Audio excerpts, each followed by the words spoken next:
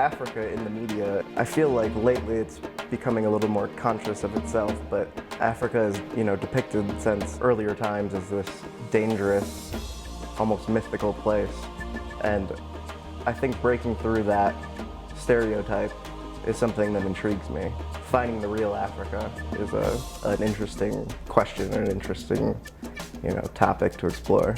Stereotypes in identity, I believe, are the biggest challenges in the world, not just in Africa as opposed to the West, or in any case, otherwise. To break down barriers that are constructed is the hardest issue facing the world in terms of war and even economy, because it comes down to who do you trust.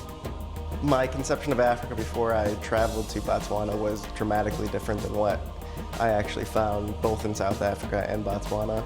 Life, as I saw it, was much more modern than one would have expected.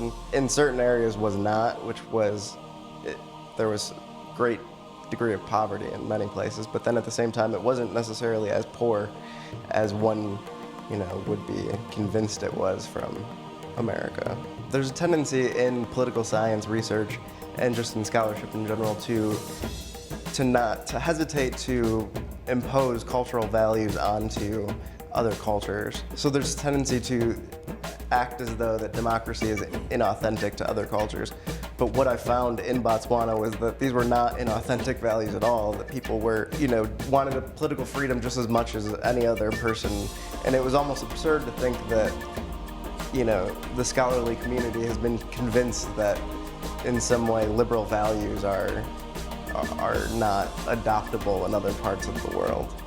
I will definitely be going back to Africa. I would love to travel to it.